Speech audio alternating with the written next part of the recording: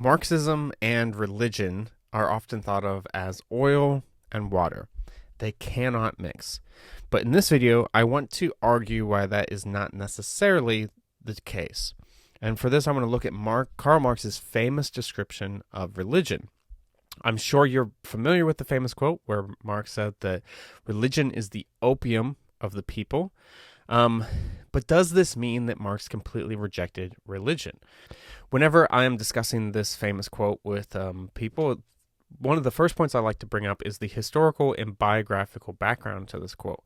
During Marx's time, opium wasn't necessarily a negative metaphor, or at least it wasn't an entirely negative metaphor. Today, when we talk about opium, we talk about it as the opium crisis, which obviously has clear negative stupefying effects on people that has led to people's deaths and is quite dangerous to society. But in Marx's time, opium was medicine. It was primarily just understood as medicine. Obviously, there were also abuses of it, but not in the scale that we necessarily see today. And so it's still medicine today as well, of course, but I think there's a lot of historical baggage that comes with the term now that wasn't necessarily the case then. But I actually think one of my favorite things to bring up when talking about this quote is the fact that Karl Marx himself quite regularly used opium. He took it as medicine. Marx suffered throughout his life with a number of skin conditions that were greatly debilitating to him, caused him a lot of pain on a regular basis, and so he was given opium to ease his pain. And so people don't also realize that when Marx is saying religion is an opium of the people, he's talking about a metaphor, he's talking about a drug that he actually used on quite a regular basis. And so opium in this context was not a complete dismissal of religion. Instead, it's a more nuanced comment about the role of religion within society, a role that is perhaps more like medicine than it is like a hard drug. But we then should ask the question of what Marx actually is saying. If he's not using this metaphor to completely reject religion, we should zoom out a little bit to the broader scope of what he's saying. Usually we just focus on this one little phrase, but that phrase comes at an end of a paragraph that I want to examine more fully. And so this is the full context of this quote. Marx writes, "Religious suffering is, at one and the same time, the expression of real suffering and a protest against real suffering. Religion is the sigh of the oppressed creature, the heart of a heartless world, and the soul of a soulless condition. It is the opium of the people. The abolition of religion as the illusory happiness of the people is the demand for their real happiness. To call them to give up their illusions about their condition is to call them to give up a condition that requires illusions. The criticism of religion is, therefore, in embryo, the criticism of that veil of tears of which religion is the halo." So this fuller quote adds a lot more to what Marx is actually saying. We can see that there's actually a lot of positive things that Marx is commenting here about religion. He suggests actually quite beautifully and poetically how religion is the heart of a heartless world. It's the sigh of an oppressed people. And these are lovely metaphors about the power of religion to comfort people who are living in very real situations of distress and suffering. And so what then is at the core of Marx's critique? Because he really does have a critique of religion. We shouldn't soften it at all, but it's far more nuanced than we sometimes think.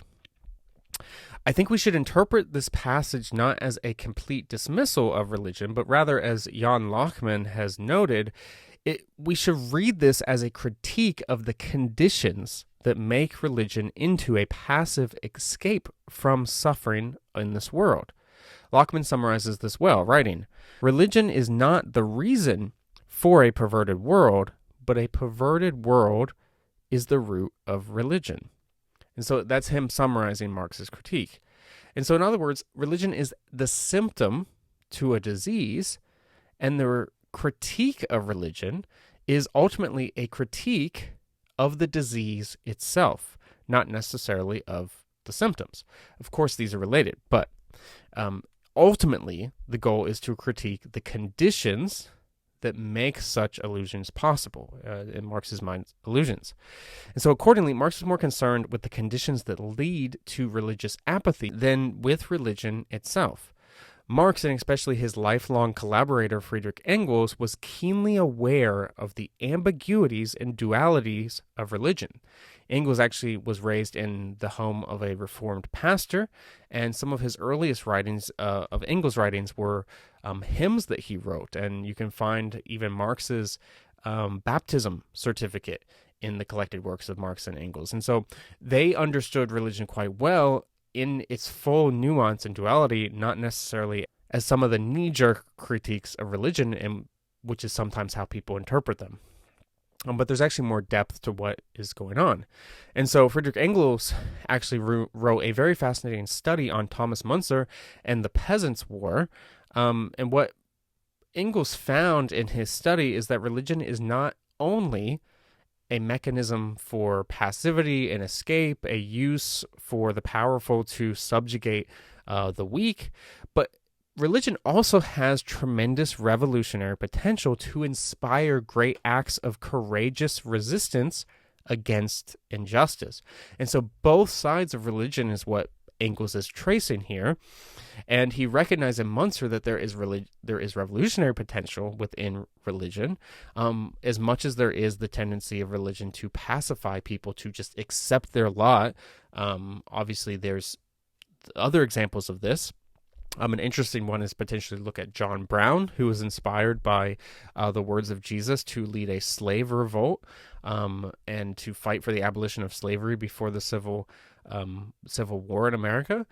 But then on the other hand, there's a version of religion in the American South that used the Bible and used teachings of religion to pacify the African American slaves and to keep them in subjugation. And so both elements are certainly present in religion, and this is essentially what Engels is tracing with his book on Thomas Müntzer and the Peasants' War. Now, later socialist states, such as the German Democratic Republic, turned to Müntzer and made him into a hero of their states because he fought for the rights of peasants. And so it's interesting to think about what is often perceived as somewhat of a godless state. The DDR was so quick to lift up a religious leader as a hero of their country. And so for those who aren't familiar, obviously I've mentioned him a few times, but Thomas Müntzer was a Protestant pastor who preached directly against the exploitation of the peasants by the princes and lords, and his words and his actions inspired a peasants' revolt against them. The revolt failed, obviously, and Müntzer was executed, but it remains a powerful example of how religion can also be a force for liberation as much as it can be a force for subjugating the oppressed. And so it's noteworthy that Engels, who was Marx's longtime collaborator, was picking up on the nuances here. And I think a similar thing we can trace in Marx's thought, that this quote, he's understanding that there is positive and negative aspects to religion. And so we have to recognize that there is something actually to this critique, that religion has been used to pacify people, to cause people to just accept their lot in life and not do anything about it. And historically, that's certainly true, but it's also interesting to see that there's this other vein that was acknowledged by both Marx and Engels for a more radical Christian, particularly Christian, but religious resistance against it. And so we should also note on a kind of more historical and biographical level that Marx himself frequently protected and defended the right to practice religion, even among his fellow socialist comrades. There's several examples of him rejecting any sort of more radical left-wing approach, such as the more radical anarchists who were dogmatically against atheism, or for atheism and against religion. And he wanted to retain the right to religion within the socialist situation that he was in, and within the many internationals and all of that. And a number of socialist states have followed a similar pattern. So even in like the most extreme example of something like the Soviet Union, which has undoubtedly had its issues, if you go and you actually read the Constitution you'll read that there was enshrined as a right the practice of religion. And so even though it was clear that there was a very strong separation of church and state, there was nonetheless the right of every citizen to practice religion. And so a lot of the hostility towards religion in a lot of these early socialist states stemmed from this strong separation of church and state, but it was also a bit pragmatic if you look historically at the situation, because it was necessary at the time, particularly in the Soviet Union, to combat the counter-revolutionary movements that were taking place during the Civil War. After the revolution, that Civil War, the opposing side was supported by the Orthodox Church. And so there's a pragmatism to this strong separation that was implemented. And so the point in all of this is basically to suggest that socialism and Marxism and Karl Marx himself were not inherently against religion. They certainly had critiques of religion, and they saw that religion as a symptom of capitalism, as oppression, and as a part of the problem, but they also were nuanced enough to recognize that there were ways in which religion was a strength to resistance. And so Marx's critique of religion is an extension then of his critique of capitalism, and we have to understand it within that context. And so I don't think it's accurate to say that these ideas are incongruent like oil and water. Rather, there is certainly room and space for mutual respect and dialogue, even if there are still some fundamental disagreements. Now, I want to conclude this video by just kind of pointing to a very interesting example from one of Marx's daughters, Eleanor Marx.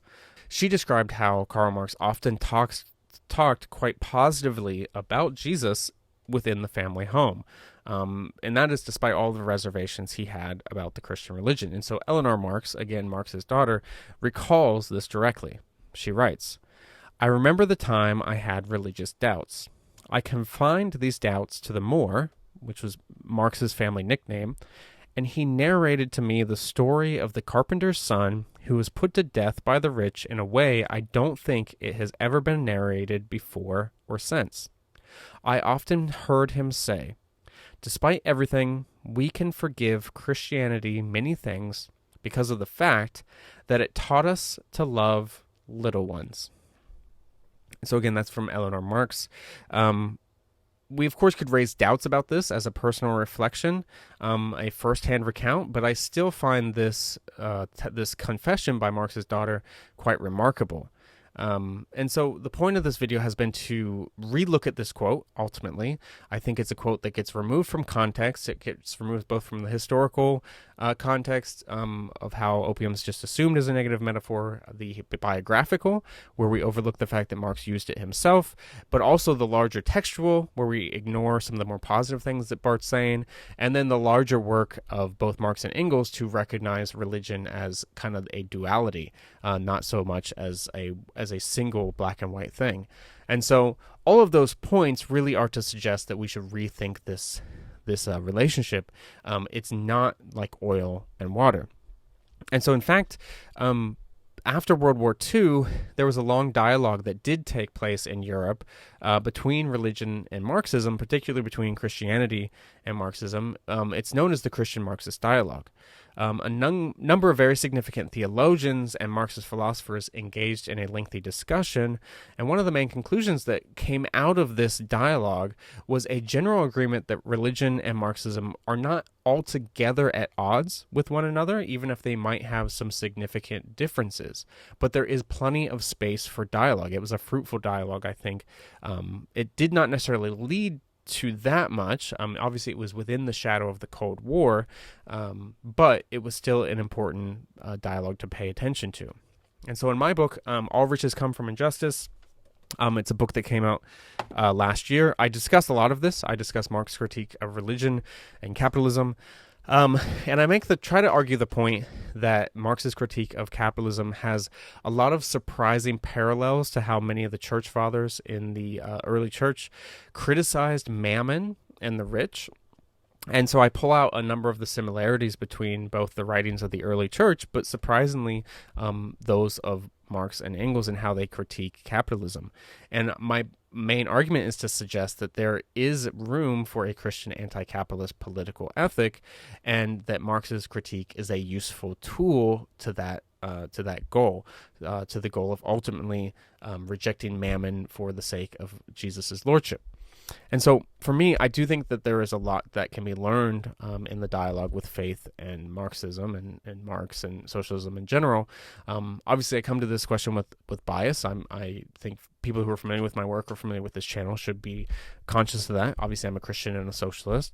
But I still think that looking at this text, looking at this history, looking at this biography is something that can help us think about this quotation far better than just quoting it out of context to kind of end an argument. I think it should be an invitation to further dialogue, not the end of one. And so we shouldn't refer to these two schools of thought as unreconcilable, but rather there is room for mutual respect and dialogue, and I hope that that is something that can continue in the future. And so in the description of this video, I'll list a few sources and a few books that you can check out if you'd like to read more on this. There's a number of great scholars that have worked in this area that I respect and recommend. There's a few videos I'll also link, but hopefully this has been an illuminating look at this famous quote. But I just want to say thanks for watching, and I hope you have a good day.